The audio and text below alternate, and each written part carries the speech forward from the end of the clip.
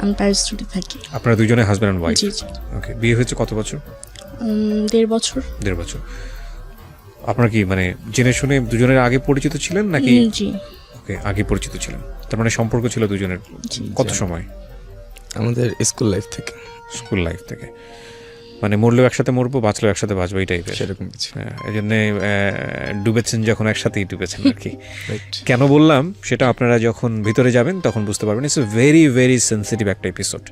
So Sumaiya, আপনিই বলেন। হ্যাঁ, আমরা আজকের এই সিক্রেটসে আপনাদেরকে উপস্থাপন করছি সোশ্যাল মিডিয়াতে এবং একই সাথে আমাদের রেডিওতে।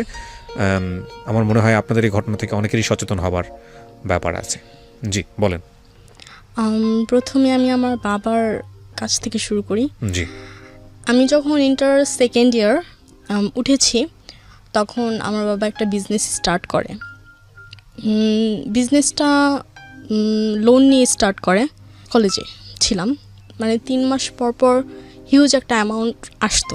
তো আমার বাবা ব্যবসা করে যে একটা লাভের অংশ ছিল সেটা লোনে প্লাস মানে ঘরে মানে সংসার চালাতে চলে যেত। এর মধ্যে আমার কলেজের মানে আমরা ওরকমভাবে মানে চলতে পারতাম না। তো এর মধ্যেই বাবার মুরগির ব্যবসাটা ছিল, মুরগির ব্যবসা। ওইখানে বাবা যখন মানে রাতে যেত, সকাল ভোরবেলা আসতো। একদিন রাতে বাবা ফোন দেয়, রাত্রে 2টা কি 2:30টার দিকে ফোন দিয়ে বলে যে বাবার গাড়িতে ডাকাতি হয়েছে। আচ্ছা।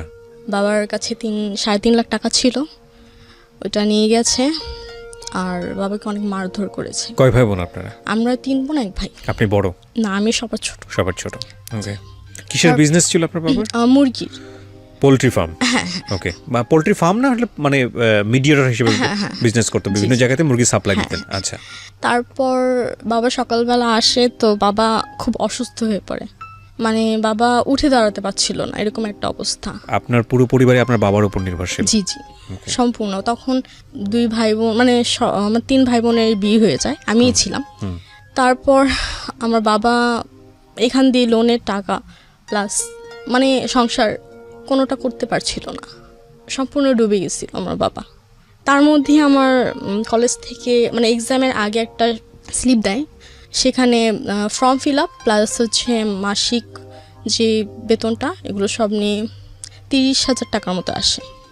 সো তখন আমি বাবাকে বলি নাই, আমার মাকে বলছি। কোন কলেজ বলতে আপনি তখন কিসে পড়ছেন? আমি ইন্টার সেকেন্ড ইয়ারে। তখন ইন্টার সেকেন্ড ইয়ারে পড়েছেন? ইন্টার সেকেন্ড ইয়ার লাস্ট দিক দিয়ে মানে আমাদের টেস্টের সময়। তা আমি এক্সামটা দেই। তারপর এক্সাম দেওয়ার পর এক্সাম যখন দেই তখন মানে রেজাল্ট আসে, রেজাল্ট সেরকম ভালো ছিল না।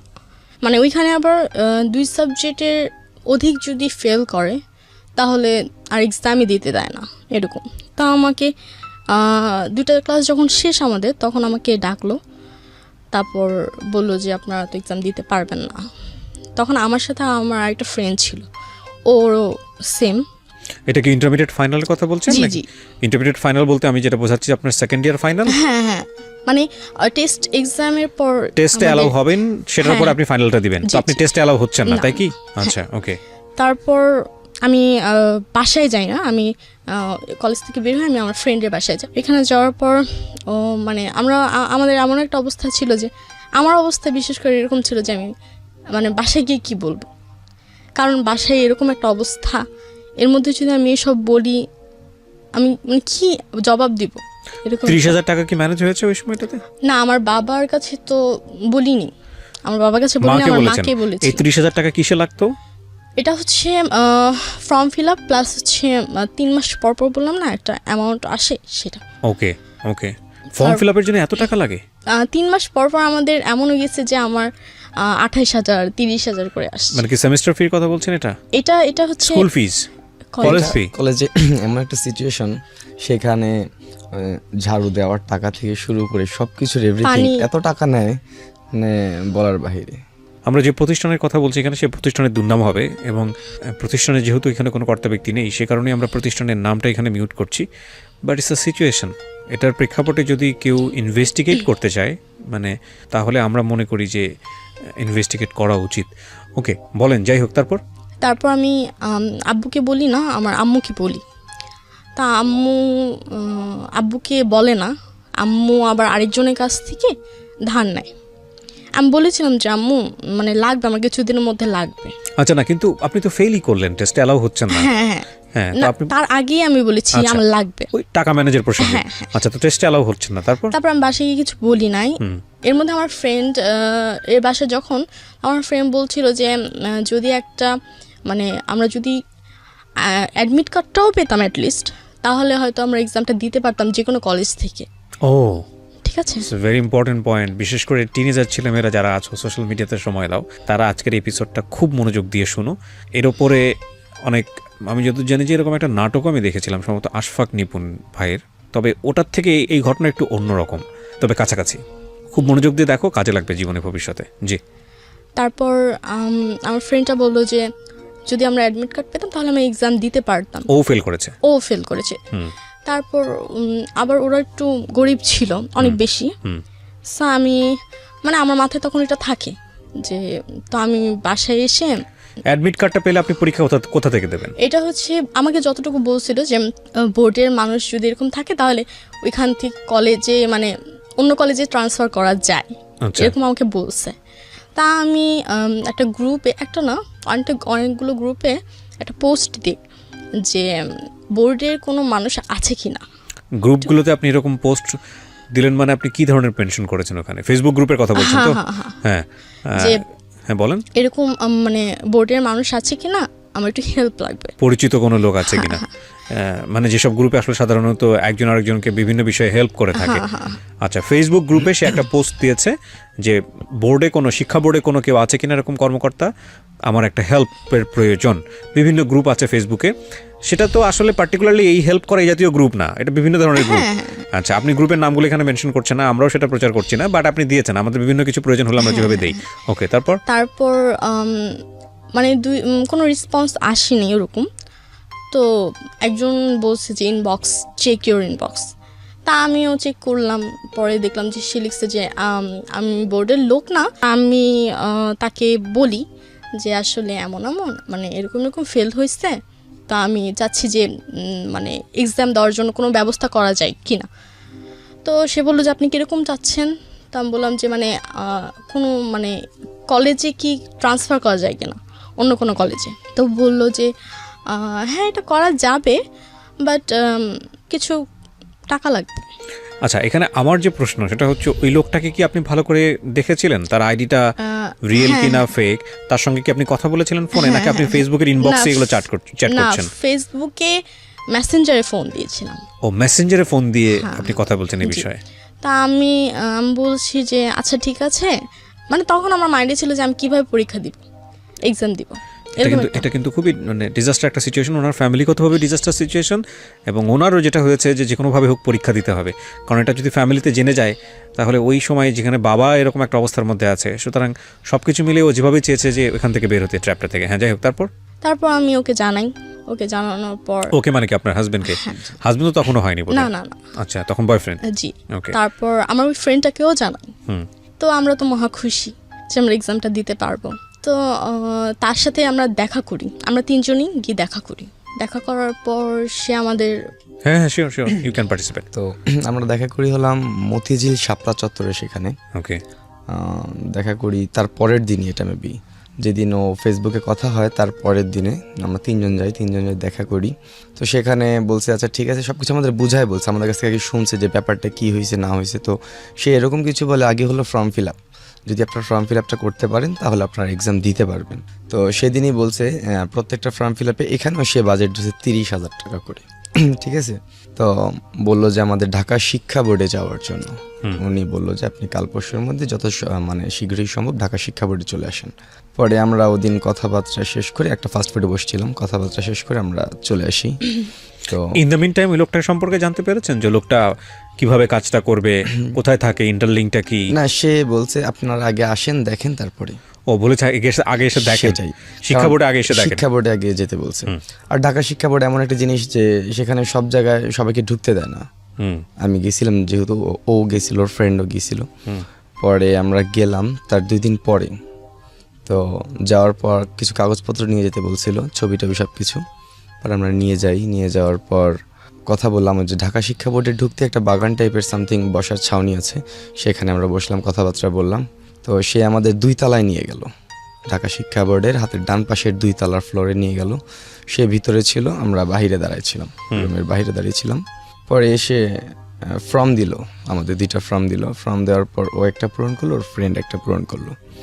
আর একটা ফর্ম দিয়ে দিল যে এটা আপনারা পূরণ করে এটার মধ্যে ছবি টবি সিগনেচার যা লাগে যাবতীয় সব কিছু নিয়ে আসবেন, আর সাথে প্রথমে 20,000 টাকা নিয়ে আসবেন। প্রথমে 20,000 টাকা? প্রথমে 20,000 টাকা। তার টাকার ইয়াটা ছিল যে ধাপে ধাপে, একবারে টাকা দেওয়া লাগবে না, ধাপে ধাপে যদি কাজ হয় তাহলে টাকা, না হলে টাকা লাগবে না। ওকে। পরে আমরা সব কিছু জেনে ওখান থেকে চলে আসি শিক্ষা বোর্ড থেকে। তো দেখলাম যে তার সাথে যেমন একজন পরিচিত আরেকজনের সাথে পরিচিত থাকলে দেখলে কিন্তু বোঝা যায় না সে হয়তো বা পরিচিত। তো ওনার মুভমেন্ট থেকে আপনারা বুঝতে পারছিলেন যে উনি পরিচিত, হ্যাঁ, মানে ওনাকে দিয়ে কাজ হবে। জি, ওনাকে দিয়ে সামহাও কাজ হবে। উনি সেই কনফিডেন্টটা তৈরি করার জন্যই ওখানে ওনাদেরকে নিয়ে গেছে। কিন্তু আবার সে আবার এরকমভাবে বলছে যে সে করাবে, মানে শিক্ষা বোর্ডের এমন একজনকে দিয়ে যারা এই যে ঢাকা শিক্ষা বোর্ডের মানে ঢাকার দিকে ফর্ম ফিল আপের দায়িত্বে যে থাকে। তো এই জিনিসগুলো খুব সিক্রেট, জানালে মানে জানাজানি হলে সেটা আর হবে না ফর্ম ফিল আপটা, সেরকম কিছু। আর আমাদের তখন একটা মানে মেন্টালিটি ইয়া ছিল যে আমরা যেভাবে এনিহাও আমরা সেটা করব ফর্ম ফিল আপটা। আর আমরা চলে আসি বাসায়। তারপরের দিন আমাদের যাওয়ার কথা ছিল, তারপরের দিন যাই নাই, তার একদিন পরে আমরা যাই।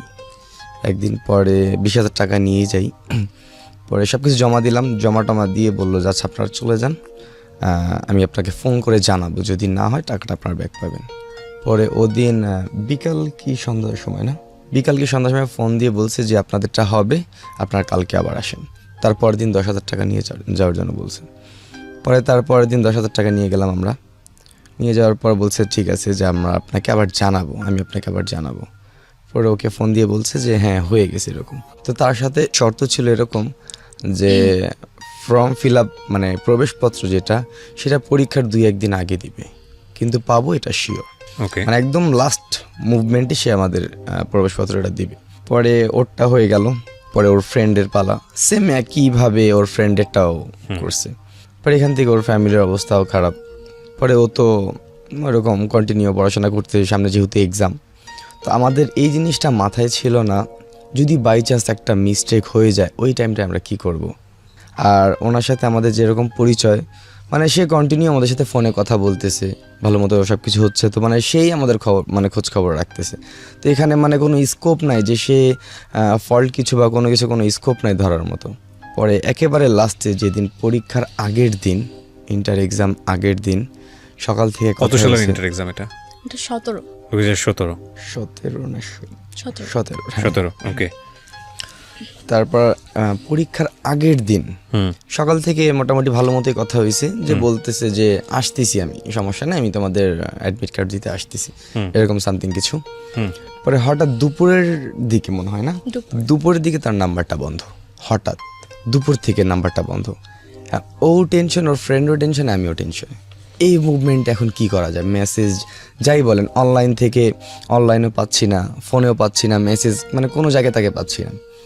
ও তো এখন মাথায় আকাশ ভেঙে পড়ছে, এই টাইমটা কি করব। পরে হঠাৎ করেই আমরা সন্ধ্যা পর্যন্ত এরকম দেখি যে কি হয়। সন্ধ্যা পর্যন্ত তার সাথে আর কোনো কন্ট্যাক্ট করতে পারিনি। ঢাকা শিক্ষা বোর্ডে যাবো এরকম কোনো স্কোপ ছিল না ওই মুভমেন্টের মধ্যে। পরে এই টাইমে আমরা সিচুয়েশন নেই, মানে ও ইয়া করে যে ও বাসা থেকে এখন বের হয়ে যাবে, কারণ কালকে হলো ওর এক্সাম। সকাল হলে ওর মা ওকে বলবে চল আমি তোকে দিয়ে আসবো এক্সাম হলে, ঠিক আছে। সে কই যাবে তাহলে? আপনাদের সিট প্ল্যান নিয়ে কিছু বলেছিল, কোন কোন কলেজে পড়েছে বা কি অবস্থা? এটা বলেছিল আইডিয়ালের এখানে পড়বে আমাদের, মানে এটাও ক্লিয়ার করে নাই? কোনো না। ক্লিয়ার করে নাই। পরে সন্ধ্যার সময় ও ঘর থেকে বের হয়ে আসে, ওর ফ্রেন্ডও আসে, তিনজন একসাথে দেখা করি। কি করব কোনো দিশাহারা। ওর ফ্রেন্ডও বলতেছে ও বাসায় যাবে না, ও বলতেছে ও বাসায় যাবে না। পরে ওর ফ্রেন্ড, ওর চাচা না কোনো আত্মীয় জানি বাসায় চলে যায় ওই মুভমেন্টে। আর আমি আরও ওই টাইমেই মানে ডিসিশন নিই যে আমরা বিয়ে করব না, বিয়ে না, আমরা পালায় যাব, কোথাও চলে যাব। Sorry, it's a very pathetic thing, but বলেন। মানে আমরা তখন সিচুয়েশনের শিকার, মানে এমন একটা অবস্থা, ওর ঘরে জানাজানি হলে ওর ঘরে মানে এমন একটা সিচুয়েশন, ওর বাবা অসুস্থ, এখান থেকে ব্যবসা বাণিজ্য একেবারে শেষ, এর মধ্যে ওর মা টাকা ধার করে নিয়ে আসছে, সেই টাকা দিয়ে আমরা এরকম কিছু করছি, এখন এটা বললে কীরকম একটা সিচুয়েশন, সেজন্য ও এরকম মেন্টালিটি না নিতে পেরে বের হয়ে আসে। পরে আমিও বাসায় ওরকম কিছু না বলে চলে যাই কোথায়, আমি নারায়ণগঞ্জে আমার ফ্রেন্ডের বাসায় যাই, ওকে সাথে নিয়ে। ওকে সাথে নিয়ে রাতে যাই। পরে ওর মা তো ওকে ফোন, আমাকে ফোন, ওর বাসায় জানতো আমার সাথে ওর রিলেশন, এটা জানতো, ফোন দেয়। তো আমরা বলি যে আমরা চলে আসছি। বলে কোথায় চলে গেছো তোমরা? আমি বলি এরকম এরকম চলে আসছি আমরা এখানে, বলবো না। পরে 3-4 দিন এভাবে গেল, এক্সাম তো আর দেওয়া হলো না ওর। 3-4 দিন যাওয়ার পর ওর বাবা আমার নামে মামলা করে। আপনার নামে মামলা করে? হ্যাঁ, আমার নামে মামলা করে। আপনি মেয়েটাকে ভাগায় নিয়ে গেছেন? হ্যাঁ, এরকম কিছু। আপনারা কি করেন ইন দ্য মিনটাইম? কি বিয়ে শাদী করেছেন? না না, তখনও বিয়ে শাদী করেন না, তখনও করিনি। ফ্রেন্ডের বাসায় ছিলাম 2 কি 3 দিন ছিলাম। পরে হঠাৎ একটা রাতে ফোন আসে আমার শাশুড়ি, বর্তমানে ওর আম্মু, যে বাবা আমাকে এরকম এরকম তোমার আঙ্কেল রাত্রেবেলা মেরে আমাকে ঘর থেকে বের করে দিছে। তো এই রাত্রেবেলায় মহিলা মানুষ কোথায় যাবে বলো? আমি জানি তোমরা নারায়ণগঞ্জে আছো, তোমরা আমাকে অ্যাড্রেসটা বলো, আমি আসি, আমি সকালবেলা চলে যাব। তো এত রাত্রেবেলা 2টা কি 2:30টার সময় এমন রাত্রেবেলা ফোন দিয়েছিল। পরে বললো যে তোমরা কোথায় আছো, আমি জানি নারায়ণগঞ্জে, আমাকে ঠিকানাটা বলো, আমি রাতটুকু তোমাদের এখানে থাকি, সকালবেলা চলে আসবো, ব্যাপারটা আমি কাউকে বলবো না, সমস্যা নেই। ওকে। পরে আমি চিন্তা করলাম ঠিক আছে, আপনি তাহলে নারায়ণগঞ্জ চলে আসেন। নারায়ণগঞ্জ ঝালকুড়ি পাকশা মাজার রোডে অ্যাড্রেস দিলাম, সে আসলো। পর আসার পর ফোন দিল যে আমি চলে আসছি। তো আমি বললাম আপনি সরকারি স্কুলের সামনে দাঁড়ান, আমি আসতেছি। পরে ওই রাতে ফজরের আধা ঘন্টা কি 1 ঘন্টা আগে এমন টাইম। পরে আমি বের হলাম, বের হয়ে তাকে যখন আনতে যাব, তার সাথে দেখা করা মাত্র আমি তখনই অ্যারেস্ট। মানে আলটিমেটলি হচ্ছিল মামলা করে তারপরে পুলিশ নিয়ে গেছে এই সিস্টেমে আপনাদেরকে ধরার জন্য। ওকে। পরে অ্যারেস্ট হলাম ওইখান থেকে। পরে ও আসলো, তখন আসার পর নিয়ে আসলো আমাদের মিরপুরে। ওরও তো বয়স তখন হয়নি, 18 হয়নি নাকি? 18 হয়েছে, বিয়ের বয়স হয়েছে তখন, সার্টিফিকেট অনুযায়ী হয়েছে। আচ্ছা। পরে থানায় নিয়ে আসলো ফজরের টাইম। পরে আমাকে আশ্বাস দিল যে মামলা তখন হবে কি করছিলেন? মানে পড়াশোনা করছিলেন ওই সময়টাতে নাকি জবে ছিলেন? না, আমিও স্টাডির মধ্যে ছিলাম, আমারও এক্সাম দেওয়া হয়নি।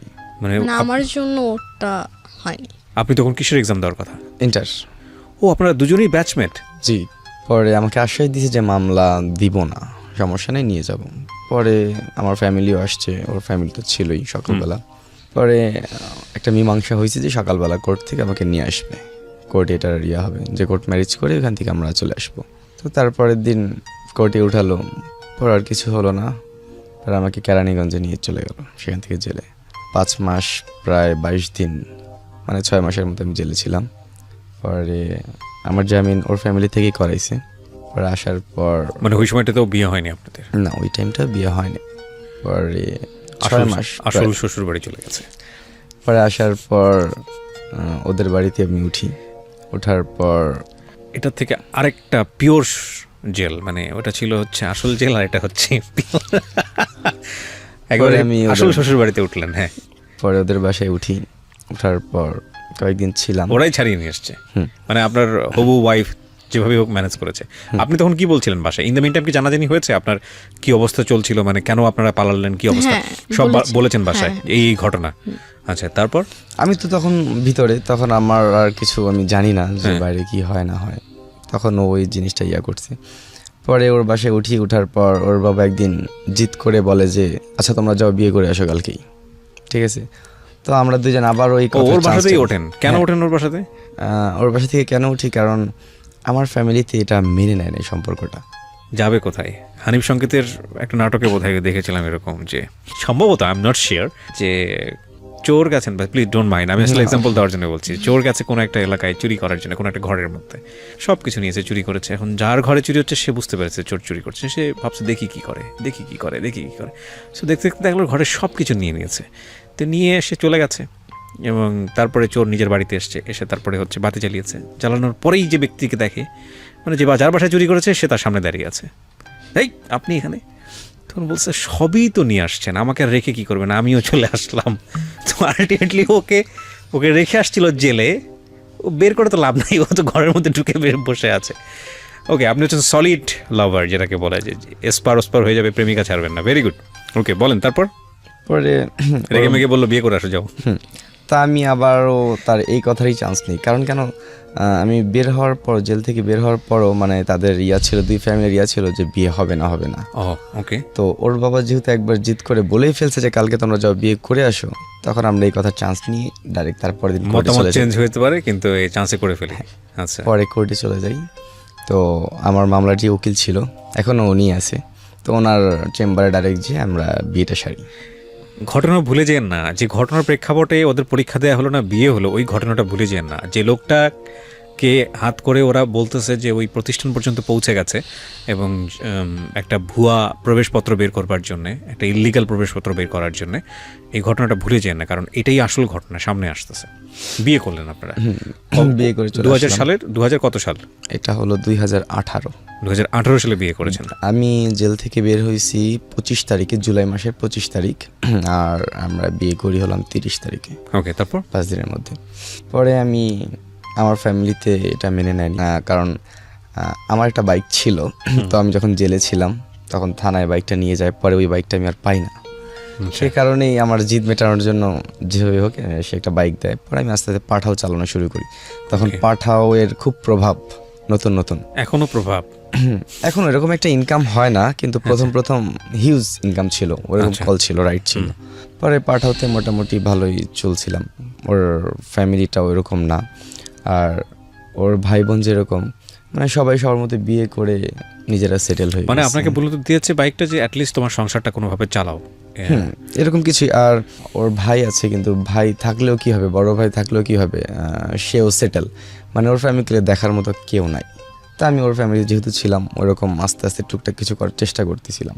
পরে এইভাবে আস্তে আস্তে মোটামুটি ভালো দিন গেল। ওর বাবাও একটু অসুস্থ।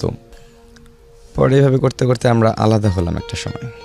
আমি আরও আলাদা নিলাম বাসা নেওয়ার পর আমি এরকম পাঠাও চালাই, পরে ও টিউশনি করে, চলতেছি। পরে হঠাৎ ও একদিন ফেসবুকে কি মনে করে, এটা তুমি বলো। এই পার্টটা আপনার। ফেসবুকে মানে দেখা যায় যে নিউজেই থাকে যে অ্যাড ফ্রেন্ড এরকম আসে অনেক। তো একদিন হঠাৎ দেখি যে মানে ওই ছেলেটার একটা পিক, তা আমি মনে করতে পারতেছিলাম না। তো আমি তখন বাই দ্য ওয়ে, আপনি ফেসবুকে তার সঙ্গে তো আগেই কথা বলছিলেন, সো ফ্রেন্ড লিস্টে তো থাকার উনি কথা। তো আমাকে ব্লক করে দিয়েছে, উনি ওই আইডিটাই ডিএক্টিভ করে দিয়েছে। আচ্ছা আচ্ছা মানে সে সকল প্রকার সোশ্যাল নেটওয়ার্ক থেকে মানে আমাদের বিচ্ছিন্ন করে দিছে। আচ্ছা। আমি তখন ওকে দেখাই রাতের বেলা যে আচ্ছা এই ছেলেটা ওই ছেলেটা না। তখন ও বলে যে হ্যাঁ তুমি। তখন আমি বলি যে আমি একটা কাজ করি, আমি একটা মানে আইডি খুলি, কারণ এই আইডি ও তো আমাকে চিনে। এই আইডি দিয়ে রিকোয়েস্ট পাঠাবো না, অন্য কোনো আইডি দিয়ে আমি তাকে রিকোয়েস্ট পাঠাবো। তা আমি ওই আইডিটা খুলে 2-3 দিন রানিং করি, যেন মনে না হয় যে না নিউ বা ফেক আইডি এরকম। তো আমি রিকোয়েস্ট পাঠাই ফেক ছবি দিয়ে। হ্যাঁ, ফেক ছবি বলতে মানে কোনো মেয়ের ছবি না, এমনি নর্মালি একটা ছবি দিয়ে। তো পাঠানোর পর অ্যাকসেপ্ট করে 2 দিনের মাথায়, হ্যাঁ 2 দিনের মাথায় অ্যাকসেপ্ট করার পর আমি মানে আমি প্রথমে হাই দিছি, তো সেও হাই দিচ্ছে। পরে একটু জানাশোনা হলো। পরে বলতেছে, আমি বলছিলাম যে আমি বিবাহিত, তো কথাবার্তা হতো। তো আমি এই সুযোগে আমি বলেছিলাম যে সে আবার মানে প্রতিদিন নক করতো মোটামুটি। তো একদিন বলতেছে যে কেমন আছেন, তা বললাম যে তো আলহামদুলিল্লাহ, বাট মনটা ভালো না। তো বলতেছে যে কেন? তো আমি বললাম যে আসলে আমার মার্কশিটটা হারিয়ে গেছে। তো বললো যে মার্কশিটটা হারিয়ে গেছে কোথা থেকে? তো বললাম আমি কলেজ থেকে আসতেছিলাম, তখন হারিয়ে গেছে। আপনার প্ল্যান কি ছিল, মানে লোকটাকে ধরা? হ্যাঁ। তখন বললো যে না, তখন কোনো রেসপন্স দেয় না এরকম। তা আমি তো বলতেছি যে আমি কিভাবে পাবো, আমি তো মানে বলতেছি কিভাবে পাবো, আমি খুব টেনশন হচ্ছে, বাসায় কেউ জানে না এরকম বলতেছি। তো বলতেছি যে বাসায় কেউ জানে না? আমি বলি না। বলে এখন কি করবেন?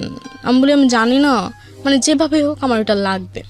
তো বলতেছি যে আচ্ছা ঠিক আছে, তাহলে একটা কাজ করেন, আমার বোর্ডের মানুষের সাথে লিঙ্ক আছে। তা আমি বলি আচ্ছা তো এটা উঠানো যাবে? বলছে হ্যাঁ উঠানো যাবে না কেন, এটা তো মার্কশিট, এটা কোনো ব্যাপার না।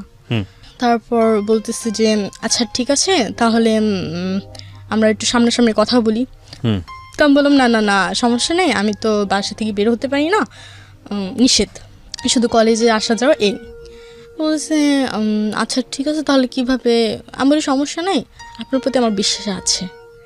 তো বলতেছে আচ্ছা ঠিক আছে, কিছু টাকা লাগবে। তা আমি বললাম কীরকম? বলে যে এই তো 10-15 হাজার টাকার মতো। তা আমি বললাম দেখেন আমি তো স্টুডেন্ট, আমি এরকম মানে এত অ্যামাউন্ট আমি ম্যানেজ করতে পারবো না। তো বলে আচ্ছা ঠিক আছে, আপনি ম্যানেজ করতে থাকেন, আমি আপনাকে জানাবো। তো এরকম কথা হতে থাকে। তো তার সাথে আমার সেপ্টেম্বরের দিকে মানে পরিচয় হয় আর কি, সেপ্টেম্বরে। তো আমাকে এসে বলে যে আচ্ছা ঠিক আছে, আমি কথা বলেছি হবে, তো আপনি আমার সাথে দেখা করতে পারবেন না, আপনি কি বিকাশে টাকাটা দিতে পারবেন? তা বলে আসলে বিকাশে হয়তো বা ঠিক হবে না। তো বলতেছে আমি বলি আচ্ছা আপনি কি বাসায় আসতে পারবেন? আমার বাসায় আম্মু আছে, তো আম্মুকে আমি বলছি, আম্মু বলছে যে আচ্ছা ঠিক আছে, তাহলে আমি তোমার ওই ভাইয়ের সাথে একটু কথা বলি। তো বলতেছে যে আচ্ছা দেখি, সে মানে শিওর না। তো মানে আস্তে আস্তে সে এই কথাগুলো কি আপনার সঙ্গে তার সাথে মেসেঞ্জারে হচ্ছে নাকি ফোনে হচ্ছে? না না না মেসেঞ্জার। তখন আমি তাকে ফোন নাম্বার দিইনি, তখন মেসেঞ্জারেই বলতেছেন? আচ্ছা, চ্যাট করতেছেন। হ্যাঁ। তারপর বলতেছে যে মানে সে আস্তে আস্তে আপনি থেকে তুমিতে এসে পড়ছে। তো বলতেছে যে তোমার হাজব্যান্ড কোথায় থাকে? আমি বললাম আমার হাজব্যান্ডের বাসায় থাকে, আমার কাবিন হয়েছে, আমাকে উঠায় নেয়নি এখন। বলে আচ্ছা ঠিক আছে, চলো আমরা একদিন মিট করি। তারপর মানে একটু বেশি ফ্রি হয়ে যাচ্ছিল। তা আমি ওকে এটা জানাই। পরে আমি বলি না, আমি দরকার নেই, আমি আনবো না, আমার ভালো লাগতেছে না, এরকম কথাগুলো। তো বলে দেখো মানে আনতে তো হবেই, একটু কষ্ট করো, আনতে হবে। পরে এমনও গেছে যে ও মেসেজে চ্যাট করছে, আমি করিনি। ওকে, মানে আমাদের প্ল্যান ছিল যে এনি হাউ যেভাবেই হোক তার সাথে যেরকমই চ্যাটিং হোক না কেন তাকে আমার আনা লাগবেই। আর আরেকটা জিনিস একটু মিসিং করে গেছি, আমি জেল থেকে বের হওয়ার পর ওকে কলেজ থেকে ওইখান থেকে করে আমাদের আবার অ্যাডমিট করে সেকেন্ড ইয়ারে। তারপরে আমরা আলাদা হই, মানে ও কন্টিনিউ, আমার ইচ্ছা ছিল যে ও যাতে এক্সামটা দেয় ইন্টার, যেহেতু দিতে পারে নাই, পরে আবার ও কন্টিনিউ আবার স্টাডি শুরু করে, কিন্তু আমি আর করি নাই। পরে চ্যাটিং করার পর যে কোনো এক পর্যায়ে বিভিন্ন কথার মধ্যে তাকে একদিন আনাইছি। আনানোর পর সে আসছে, একেবারে বাসা পর্যন্ত চলে আসছে, অ্যাড্রেস দিয়েছিলাম, বাসা পর্যন্ত চলে আসছে। পরে ধরে আমি কিছু মারধর করি তাকে। আমি নিজেই ছিলাম, আর আমার ভাগনা ছিল, আমার ভাগনা বলতে ওর বোনের ছেলে ছিল। পরে আস্তে আস্তে রাত হয়ে গেছিলো, পরে আমি ওই ছেলেটাকে আমার বাসায় রাখি, বাসায় রেখে ওর গার্জিয়ানকে ফোন দিই। ফার্স্টে ওর গার্জিয়ানকে ফোন দিই, ওর গার্জিয়ানের কথা সকালবেলা আমরা আসতেছি। আর যেহেতু আস্তে আস্তে প্রায় তখন রাত্রেবেলা প্রায় 12টা-1টা এমন টাইমে। ওর বয়স কিরকম? আপনাদের মতোই? না, আমাদের চেয়ে বড়। বিয়ে শাদী করেছে? না না, তার 1 মাস পর তার বিয়ে। ওকে। সে বলতেছিল যে যার সাথে আমার কিন্তু বিয়ে, হাইট ওয়েট মানে খুবই বড় ছিল, স্বাস্থ্যবান ছিল। মানে সে বলতেছিল যার সাথে আমার বিয়ে, আমার ওকে পছন্দ না। এখানে একটা কথা বলি প্রিয় দর্শক এবং শ্রোতা, আমরা যে ব্যক্তিটাকে নিয়ে কথা হচ্ছে তার কোনো আইডেন্টিটি এখানে রিভিল করিনি। ইভেন আপনারা যাদেরকে দেখতে পাচ্ছেন ওদেরও আইডেন্টিটি আমরা এখানে রিভিল করিনি, because this is not investigative show. এটা আমাদের অনুষ্ঠানের একটা সীমাবদ্ধতা। আমরা এক পক্ষের বক্তব্যের প্রেক্ষাপটে পুরো ঘটনাটাই তুলে ধরার চেষ্টা করি প্রাথমিক তদন্তের ভিত্তিতে। ওনারা যেখানে এসছেন এই ঘটনা কতটুকু সত্য সেটার জন্য ওনারা যে কাগজপত্রগুলো এনেছেন সেগুলো আমরা চেক করেছি। সেই বেসিসে আমরা যেভাবে তুলে ধরলে কারো সামাজিকতায় আঘাত প্রাপ্ত হবে না, কিন্তু এই গল্পটা থেকে সবাই যাতে কিছু শিখতে পারে সেই আঙ্গিকে আমরা গল্পটা এখানে তুলে ধরছি। সুতরাং বেশি কোয়ারির দিকে যদি আপনি যান তাহলে এখানে ওইভাবে কোয়ারি না করে বরং আপনি কি মেসেজটা নিচ্ছেন সেটা খুব ইম্পর্ট্যান্ট। আমার মনে হয় ওই মেসেজটার দিকে তাকান। এখানে যারা এসছেন তাদের লাইফ তাদেরকে ইন্ডিকেট করা, তাদের লাইফ নিয়ে কথা বলা বা তাদের দোষ ত্রুটি ধরা, এটা কিন্তু আমাদের অনুষ্ঠানের উদ্দেশ্য না। এবং সেক্ষেত্রে আপনি কীভাবে নেবেন সেটা আপনার ব্যক্তিগত ব্যাপার। জি বলেন। তারপর ও যখন আসে মানে ও মারধর বলতে একটা চর দেয় এরকম, এর বেশি কিছু দেয় না। তো আমি বলি যে এটা কী করতেছো, আশেপাশে মানুষ আছে। তো সে বলতেছে যে ভাই ভাই ভাই আমাকে পুলিশে দিয়েন না, ভাই আমার পুলিশে দিয়েন না। তো ও বলছে পুলিশে কেন দেব, আপনার বাবা মাকে ফোন দিয়েছি, আবার ওর আব্বু আমাকে ফোন দিয়ে সব বলা হয়েছে এভরিথিং। তখন ও মানে এর আগেও এরকম কিছু কাজ করছে, কারণ যখন ওর বাবা মাকে ফোন দিছে ওর সাথে আমি কথা বলেছি, ফার্স্ট আমি কথা বলি নাই। তোর বাবা মার কথা ছিল এরকম 2 দিন পর পর এমন কাজ করবি আমাদেরই যাওয়া লাগবে, এবারে তুই থাক, এবারে বুঝ মজা। মানে ওর বাবা মার ফার্স্ট কথা ছিল এরকম ওর সাথে। কারণ ওকেই বলছি যে ওর বাবা মাকে মানে আমার শ্বশুর শাশুড়িকে জানাই নেই ব্যাপারটা। ভাবছি যে রাত হয়ে গেছে সকালবেলায় জানাবো, ওর ফ্যামিলিতে আস্তে আস্তে লেট হবে। আর কারণ ও থাকে হলো মতিঝিল মহিলা ডিগ্রি কলেজের ওখানে। পরে সকালবেলা গেট খুললাম, গেট খোলার সাথে সাথে দেখি পুলিশ চলে আসছে। ও তো পুলিশ দেখেই মানে ডাইরেক্ট বলতেছে যে আমাকে আটকা রাখছে, মানে ওর এরকম মতবাদ ছিল। পরে ওর বাবা মা আসছে বাসার মধ্যে, বলে যে আমার ছেলেকে আটকা রাখছে ওরা, ডাইরেক্ট কথা।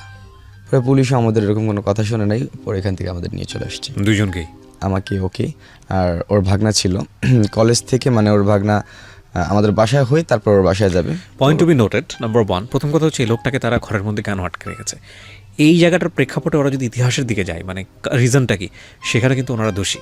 খুব নর্মাল জায়গাতে যদি আমি বিষয়টা বলি, একটা হচ্ছে আপনারা নিজেরাও ইল্লিগাল পথ বেছে নিয়েছিলেন, সে কারণেই এরকম একজন ইল্লিগাল অ্যাক্টিভিটি করা একজন মানুষ আপনাদের ঘরের মধ্যে। তার মানে আপনারা ওনাকে ধরাতে গেলে আপনারা নিজেরাও বিপদে পড়েন। যদি আইনের চোখে যায় বিষয়টা, তাহলে আপনি কোনো দিক থেকেই পার পাচ্ছেন না। মানে প্রথমত হচ্ছে কোনো একজন মানুষকে আপনি আটকে রাখতে পারবেন না আইন অনুযায়ী, তাকে আপনাকে পুলিশকে ইনফর্ম করতে হবে।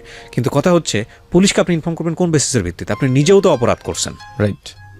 তো এটা হচ্ছে সেদিন কীরকম একটা ইন্টারেস্টিং ইনফরমেশন দেখছিলাম, সম্ভবত কোনো একটা কুমিল্লার কোনো একটা লোকাল নিউজ পত্রিকা এসছে, which is may not be authentic. আপনারা নিশ্চয়ই জানেন, ইটস ভেরি ইম্পর্ট্যান্ট। এখন বাংলাদেশে কিন্তু পুলিশের একটা, আপনারা জানেন পুলিশ সেবা নিতে হলে 999 আমরা ফোন দিই, এবং এটা খুব ভালো একটা স্টেপ আমি মনে করি বাংলাদেশ সরকারের। তো এরকম একটা খুব ইন্টারেস্টিং নিউজ দেখছিলাম এরকম, যে একজন ভদ্র মহিলা ফোন দিয়েছে 999-এ। এটা সত্য কি মিথ্যা আমি জানি না, এটা মেবি ফানি হবে।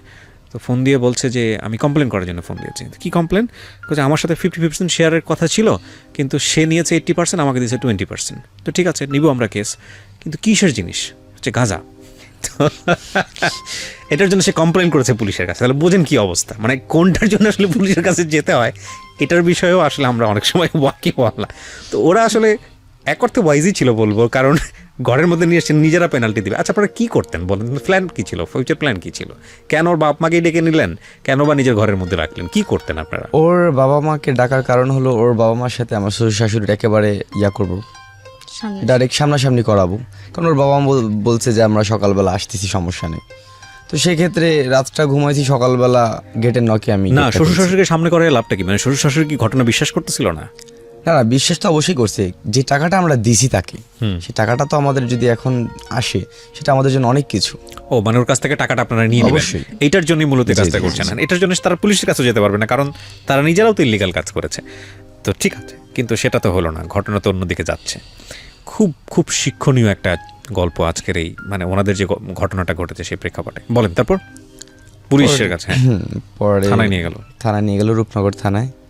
পরে সেখানেও থানার মধ্যে প্রায় 6-7 দিনের মতো আমরা ছিলাম। 6-7 দিন থানার ভিতরেই ওরা মামলা দিয়ে দেয়, আমাদের কথা বিশ্বাস না করে। অপহরণ মামলা? হ্যাঁ, ওদের মামলাটাই নেয় পুলিশ।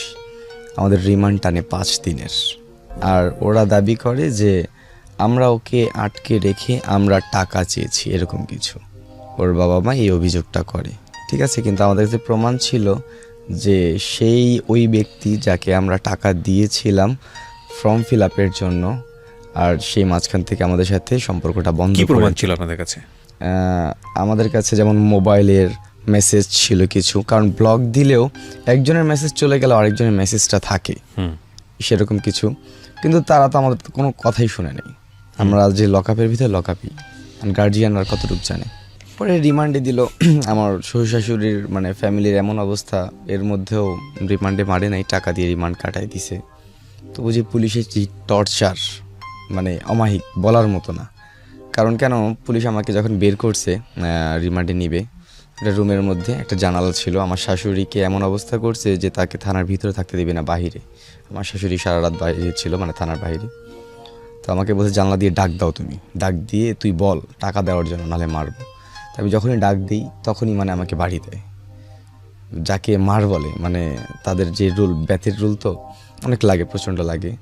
যে টর্চার ছিল মানে সহ্যনীয়, মানে সহ্য করার। আপনি তো রিমান্ডে ছিলেন, হ্যাঁ, তো আপনার অভিজ্ঞতা কি? আমাকে মানে মারে নাই, বাট ও একটা রুম ছিল, ছোট একটা রুম, মানে পর্দা দেওয়া ছিল, মানে ঢুকলেই 2টা সোফা।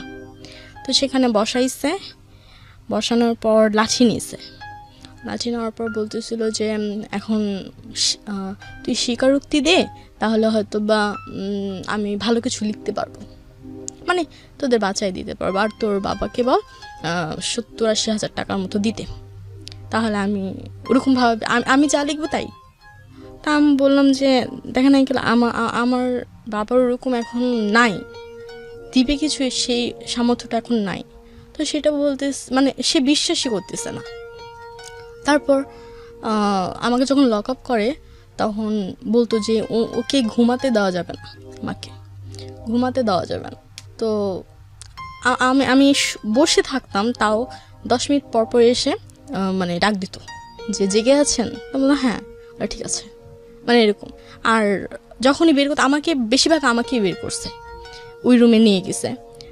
আর ওইখানে পুলিশ মানে মহিলা পুলিশ 2 থেকে 3 জন ছিল এরকম। তো যে আমাদের নিয়ে গেছে, মানে আমাকে রুমে নিয়ে গেছে, তো বলতেছে যে আচ্ছা ঠিক আছে, তোমার আম্মুকে ফোন দাও আমার ফোন দিয়ে। তা আমি বললাম ফোন দিয়ে কী বলবো? বলে যে বলো যে আমাকে অনেক টর্চার করতেছে, আমাকে অনেক মারতেছে, প্লিজ টাকা দিয়ে যাও। তা আমি কি বলবো তখন, মানে এখানে সোফার সামনে, তো এই পাশে 2টা সিটের সোফা, ওইটা সিঙ্গেল। তা আমি এখানে বসে আছি, সে এখানে এসে বসার পর বলতেছে যে বলো আমি আছি এখন, মানে তুই থেকে তুমি এসে পড়ছে, বলো আমি আছি, সমস্যা নাই, কিছু কমই রাখবো, এরকম বলতেছে। আর মানে মাথায় হাত দিচ্ছিল, মাথায় হাত দিতে মানে এভাবে পিঠে। তা আমি আমি আমি মানে সকাল ভোর, তখন তাদের নাইট ডিউটি ছিল, তো সকাল ভোর 4:30-5টার দিকে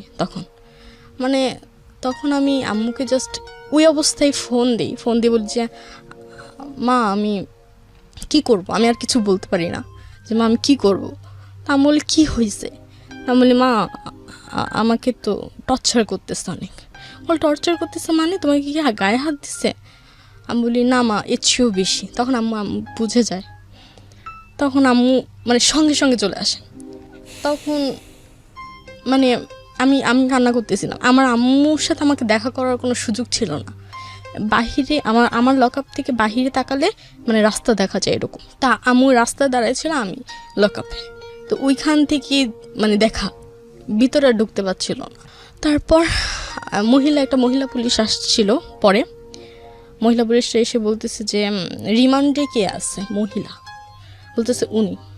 বলতেছে যে কখন রিমান্ডে নিতে হবে? বলছে যে আপনি আধা ঘন্টা পর ফ্রেশ এসে রিমান্ডে নেন। তখন উনি আসছে আবার, এসে বলতে দেখছিস তোকে রিমান্ডে নিবে, কিন্তু রিমান্ড কাকে বলে জানিস? তা আমি বললাম আমি কি করব বলেন, আমার কথা তো আপনারা বিশ্বাস করতেছেন না। তো বলতেছে সেটা আমার দেখার দরকার নেই। মানে তারা ওপেনলি টাকা চাচ্ছে, ওপেনলি বলতেছে যে 60-70 হাজার টাকা দে। এখন তো আমি 60-70 হাজার টাকাও মানবো না, কারণ তোর আমাকে চাতাই দিছিস। এখানে আবার আমাকে রেখে ওকে আবার বের করছে, বের করে ওই রুমটাতে নিয়ে মানে আমাকে দেখাচ্ছে, ওকে মারতেছে। আমি এখানে কান্না করতেছি, ওকে মারতেছে। তো ওকে মারতেছে, তো আমি কান্না করতেছি, তখন না পর্দাটা লাগাই দিছে, মানে বুঝলো যে এখন আমি ওকে অনেক মারবো, এরকম একটা। মানে তারা এরকম একটা সিচুয়েশন বানিয়ে ফেলে যে তাদের টাকা লাগবে এনি হাউ, এখন তারা যা ইচ্ছা তাই করবে আমাদের সাথে, কিন্তু টাকা তাদের দেওয়াই লাগবে। আর তারাও জানে যে যে মামলাটা আমাদের নামে দিয়েছিল তারা মিথ্যা মামলা, তারাও জানে, কিন্তু তারা বলে যে এখন কিছু করার নাই, মামলা তো আমাদের নামে নেই। পরে তাদের মামলাটাই নিল। পরে একটা পর্যায়ে আসে 6-7 দিনের মধ্যে একটা আপোষনামা করা লাগবে। আপোষনামা করলে হয়তো আপোষনামার প্রস্তাবটা কে দেয়? আপোষনামার প্রস্তাব এখন ওর ফ্যামিলি থেকেই সব দৌড়াদৌড়ি, কারণ আমার ফ্যামিলি ওরকম আমাদের সাপোর্ট দেয় নাই, পরবর্তীতেও দেয় নাই। পরে এখন আপোষ হওয়ার জন্য ওই ফ্যামিলিতে একটা ডিমান্ড চেয়ে বসে, কিছু আবদার করে। মানে যেই ফ্যামিলি বলতে আপনার যেটা বোঝাচ্ছেন, যেই লোকটাকে আমরা টাকা দিয়েছিলাম, ও এখন উল্টা আপনাদের কাছ থেকে টাকা চাচ্ছে যে আপোষ করো। দেখেন অবস্থা, কিছু করার নাই, কারণ আপনি ফেসে গেছেন। সেটাই, তখন কিছুই করার নাই তো। আর আমিও বুঝতে পারি নাই যে একটা ছোটোখাটো বিষয় এত কিছু হয়ে যাবে, কারণ আমি ভাবছিলাম যে সকালবেলা তার ফ্যামিলি আসবে, আমার শ্বশুর শাশুড়ি আসবে, সেখানে একটা মিউচুয়াল হয়ে যাবে কিছু একটা। তো আমি তো জানতাম না যে ঘরের মধ্যে পুলিশ চলে আসবে। পরে রাত্রে 2-3টার সময় মিরপুর থেকে সেই মতিঝিল তাদের বাসায় যায় ওর ফ্যামিলি, আমার ওয়াইফের ফ্যামিলি। যে এখান আসার পর যেখানে আমরা আলাদা বাসা নিয়েছিলাম, সেখান থেকে আবার আমরা শ্বশুরবাড়ি চলে আসি। মানে আমি শ্বশুর বাড়ি আবার চলে আসি ওকে নিয়ে। পরে এটা নিয়ে আর বাড়াবাড়ি আমরা করি নাই। ওর অবস্থাও খারাপ, ওর ফ্যামিলির অবস্থাও খারাপ, মানে সব ঘোলাটে হয়ে গেছে একেবারে। পরে ওর যে ভাই ছিল, ওর ভাই, আমি যে বাইক দিয়ে পাঠাও চালাতাম সেই বাইকটা ওর বড় ভাই নিয়ে নিল। তা আমিও এখন বসা, ওইরকম কিছু করতে পারি না। পরে মাঝখানে জব নিয়েছিলাম, কিন্তু ফিক্সড স্যালারির না, কমিশনের চাকরি, যে যদি ক্লায়েন্ট হয় তাহলে টাকা, না হলে টাকা না। তো এইভাবে করে আস্তে আস্তে চলতেছে। আপোষ মানে তারা যখন প্রথম কোর্টে মানে রাতের বেলা গিয়েছে, তখন বলছে যে না আমরা যাবো, এর পরের দিন যাব কোর্টে। তখন এর পরের দিন ঠিক লাস্ট মোমেন্টে মানে আমাকে যখন নিয়ে যাচ্ছিল, তখন ফোন দিছে যে আমরা যাব না। তখন বলতেছে যে আম্মু বলছে কেন, আপনারা তো বলছিলেন যাবেন, তা এখন সমস্যাটা কি? বলে না আমরা চাচ্ছি ওদের সাজা হোক। তারপর আম্মু বলে যে দেখেন দোষটা কিন্তু আপনাদের ছেলেরও ছিল। তো তারা ফোনটা কেটে দেয়, মানে কারো ফোনই ধরে না।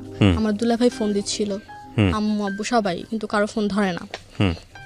পরে আমাদের ওইখান থেকেই নিয়ে যায় কাশিমপুরে, তখনই আমাকে নিয়ে যায়। তারপর মানে যতটুকু শুনলাম বের হয়েছে, মানে আমাকে নিয়ে যায়, তার পরপরই আব্বু মা আবার সাথে সাথে যায়। আপনারা কি কোর্ট থেকে জামিন নিয়েছেন নাকি কোর্টে ওঠেনি? কোর্টে উঠেছি। কোর্ট থেকে জামিন নিয়েছেন? হ্যাঁ, মানে আমরা উঠিনি স্যার, আমাদের তো নিয়েই গেছে। হ্যাঁ, তাহলে আপনারা বের হলেন কিভাবে? বের হয়েছি ওই যে আমার আব্বু আম্মু আবার গেছে বাসায়, ওনাদের বাসায়। এবার নিয়ে গেছে আমার আব্বুর একটা ফ্রেন্ড আছে, ওনাকে নিয়ে গেছে। ওনাকে নিয়ে গিয়ে উনি বলতেছে যে আপনারা যেহেতু বলছেন, আর এখানে কিন্তু আপনাদের নামে আমরা কেস করতে পারবো, ছেলে মেয়ে থাকুক কিন্তু আপনাদের ছেলেও কিন্তু ফাঁসবে। তখন তারা মানে রাজি হয়। তখন তাদের নিয়ে পরের দিন কোর্টে যায়। কোর্টে যাওয়ার পর মানে জজের সামনে দাঁড়ায়, আপোষ নামা নিয়ে তারপর বেল হয়। মানে আপোষ নামা মানে কি দুপক্ষই আপনারা সাইন করেন? হ্যাঁ, আমরা তো তখন ছিলাম না, আমরা তো তখন কেরানীগঞ্জ। এই যে এখানে আমি যে আপোষ নামার ফটোকপি দেখতে পাচ্ছি, সেখানে আপনার দুই পক্ষেরই সাইন আছে। তার মানে আপনারা এখন আপোষ করেছেন। কিন্তু এই আপোষ করার পরের প্রসিডিউরটা কি, আইন কি বলে, ল কি বলে? আপনার লয়ার কিছু বলেছে? এখন আমাদের যে হাজিরার ডেট হয়, মানে মামলা চলমান অবস্থায় আছে, হাজিরা দিতে লাগতেছে। এখন মামলা তো তুলে নিলে কেবলমাত্র উনিই পারেন, যিনি মামলা করেছেন উনি মামলা তুলতে পারেন, নাকি এটা সরকারবাদী মামলা হয়েছে? কোনটা? না, উনি মামলা করেছেন। তো উনি মামলা তুলবেন না এরকম কোনো কিছু বলছেন না? ওনার কথা হচ্ছে আমার ছেলেকে আটকায় রাখছে কেন, এরকম একটা, মানে উনি মামলা তুলতে চাচ্ছেন না। এখানে আসলে আপনি যে কথাগুলো বললেন, আপনার কথাগুলোকে বিশ্বাস করব কি করব না সেটা যারা দেখলো তাদের সিদ্ধান্তের উপরে এক। আর আপনি যেটা বললেন সেটা আসলে কতটুকু সত্য কতটুকু মিথ্যা, সেই জায়গাটা প্রমাণ করার দায়িত্ব শুধুই আদালতের। তো সেই জায়গাটাই আমরা রেসপেক্ট রাখছি। কিন্তু আপনার গল্পটা অনেকখানি শিক্ষণীয়। মানে একটা জায়গা থেকে আমি গল্পটা প্রচার করার জন্য ইন্সপায়ার হয়েছি, সেটা হচ্ছে আপনি নিজেকে ধোয়া তুলসীর পাতা প্রমাণ করেন নাই এখানে এসে, কারণ আপনি এই পথে না গেলে আপনার এত বড় একটা বিপদ আসতো না। হ্যাঁ, তো এই জায়গাটাই হচ্ছে সবচাইতে নক করার মতো জায়গা, যে আমরা আসলে এই যে বিপথে পা বাড়াই, জীবনে ফেল থাকতেই পারে। আমাদের মাননীয় মহামান্য রাষ্ট্রপতি সেদিন একটা বক্তব্য দিচ্ছিলেন, সম্ভবত কোনো একটা কনভোকেশনে হবে।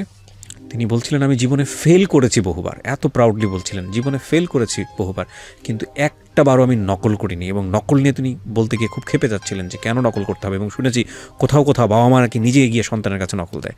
তো এরপরে বলতে গেছিলাম আমার যা মনে আসে বলতে, আমি বলতে পারলাম না। একটু চমৎকার একটা কথা বলেছেন। হ্যাঁ, আমাদের জীবনে ফেলটাকে আসলে আমরা এতটাই বেশি মানে ভয়ঙ্কর কিছু মনে করি যে ফেল করা মানে জীবনটা শেষ হয়ে যাওয়া। আরে বাবা, মানুষ জীবনে ফেল করবে না তো কি গরু ছাগল ফেল করবে? ফেল তো হবেই। মানে এই জন্য বলা হয় failure is the pillar of success. কিন্তু ওই যে বলে না, সামাজিকতা, পরিবার কি মনে করবে, পরিবারের লোকজন কি মনে করবে, চারপাশের মানুষ কি মনে করবে, এটা করতে গিয়ে আমরা অনেক সময় বিপথে পা বাড়াই। এদের যে রেকর্ড, এদের যে কথাবার্তা, এটা শুনে কি কখনো মনে হয় যে এরা এই ধরনের কাজ করতে পারে? কিন্তু ওই মানুষ কি মনে করবে, ফ্যামিলিতে কি হবে, এটা করার জন্য মূলত এই পথে পা বাড়িয়েছিল। এবং শেষ পর্যন্ত এটা রেজাল্ট কী হয়েছে আপনারা দেখেছেন। তো আপনাদেরকে জিজ্ঞেস করি, কেন বললেন আসলে এই কথাটা? এটা যাতে এরকম ছোট একটা ব্যাপার নিয়ে ফ্যামিলিকে না জানিয়ে মানে নিজেরা কোনো কিছু করাটা ঠিক না। কারণ ছোট্ট একটা জিনিস থেকে মানে একটা লাইফ, অথবা আমার সাথে অন্য কারো লাইফ, দুইটা লাইফই ধ্বংস হয়ে যেতে পারে, সেরকম কিছুই। জিনিসটা কিন্তু খুব ছোট্ট একটা জিনিস ছিল, সেটা দিয়ে কিন্তু এত বড় একটা কাহিনী। যেমন ওর ফ্যামিলির অবস্থা এমনিতেই ভালো ছিল না প্রথম দিক থেকে, তারপরে তো অনেক টাকা পয়সা খরচ হয়েছে এসব অনেক করতে গিয়ে। অনেক অনেক হিউজ এটা আবার পরিমাণ। লোন নিয়ে আবার করা হয়েছে। এই যে এখন আবার যে সিচুয়েশনটা বর্তমানে আবার সেই আগের মতো দাঁড়িয়ে গিয়েছে। কিরকম, তখন ফর্ম ফিল আপের যে টাকাটা ছিল, অ্যামাউন্ট ছিল 30,000, ওর মা ধার করে দিয়েছিল। এখনও ওর আবার সেই ইন্টার এক্সামের ফর্ম ফিল আপের টাইম। তো কিছুদিন আগেই 3-4 দিন আগে আমি ওর স্যারের সাথে কথা বলেছিলাম, তো বললো যে টাইম শেষ, তবু এখনও বোর্ডে লেট ফি দিয়ে হয়তো বা করা যাবে। কিন্তু ওর ফ্যামিলিরও এখন ওইরকম অ্যাবিলিটি নাই, যে এখন অ্যামাউন্ট কম, 15,000 টাকার মতো, কিন্তু এর মানে এখন বর্তমানে সেরকম অ্যামাউন্ট মানে অ্যাবিলিটি নাই ওর ফ্যামিলির যে আমি এখন ওর ফর্ম ফিল আপটা করাবো।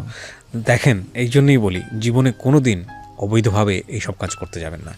এবং এই যে সার্টিফিকেট, নকল সার্টিফিকেট করা, তারপরে অবৈধ উপায়ে এইসব কাজ করা, শিক্ষার ব্যাপারে কখনোই করবেন না, কখনোই করবেন না। মানে শেষ যে কথাটা বলে শেষ করব, ভাই একাডেমিক সার্টিফিকেট না জীবনে অনেক কিছু দেয় না। মানে একাডেমিক সার্টিফিকেট এটা শুধুই একটা গেট পাস মাত্র কোনো একটা জায়গায় ইন করার জন্য। কিন্তু জীবনে সফল হতে হলে একাডেমিক সার্টিফিকেট ছাড়াও সফল হওয়া যায়। আর ওই সফল মানুষকেই আসলে রিকগনাইজ করে। আপনি 4-5টা সার্টিফিকেট জীবনে অনেক অর্জন করেছেন, গোল্ডেন A+ পেয়েছেন, এটা পেয়েছেন, ওটা পেয়েছেন, এটা সামনে ধরে হাঁটেন, কেউ আপনাকে চিনবেও না। কিন্তু আপনি যদি আপনার মহল্লার মধ্যে, আপনার কমিউনিটির মধ্যে একজন ভালো মানুষ হন, একজন যদি সাকসেসফুল মানুষ হন, দেখবেন আপনাকে যে দেখছে সেই আপনাকে রেসপেক্ট করছে। ওই রেসপেক্টটা অর্জন করার জন্যে খুব বড় মাপের বিদ্বান ব্যক্তি হতে হবে বিষয়টা এরকম না, সেটা যে কেউই হতে পারে, জাস্ট অনেস্টি থেকে। সো আমার মনে হয় যে ওরা আজকে এখানে আসলো, এটা অনেক বড় একটা শিক্ষণীয় একটা এপিসোড। এবং এরা নবদম্পতি, বিয়ে শাদী করেছে, আমাদের এখানে বেশ কয়েকবার এসেছিল। আমি পুরো কাগজপত্রগুলো নিয়ে একটু ইনভেস্টিগেট করেছি, দেখেছি প্রাথমিক পর্যায়ে যতটুকু দেখার দরকার, তারপরে আমরা এদেরকে এখানে প্লেস করেছি। আমরা দোয়া করব আপনাদের জন্য। একটা কিছু তো ভালো হয়েছে যে আপনি ওকে যেভাবেই হোক না কেন নিজের জীবনের সঙ্গে জড়িয়ে ফেলেছেন, এটা একটা ভালো সাইন। আর আমি মনে করি সিচুয়েশন সবসময় একরকম থাকে না, কারণ সৃষ্টিকর্তা আমাদের জন্য সবসময় বেটার কিছু করার চেষ্টা করেন। এই ঘটনাই হয়তো আপনার জীবনে অনেক বড় একটা শিক্ষণীয় হয়ে অনেক ভালো কিছু হয়ে আপনার জীবনে ধরা দেবে। তো সেটাই মনে করি আমরা। আর থ্যাংক ইউ সো মাচ কষ্ট করে আসার জন্য। আপনাদেরকে অনেক ধন্যবাদ। প্রতিটা মানুষই সম্ভাবনাময়, আমরা আসলে কেউই ধোয়া তুলসীর পাতা না, কিন্তু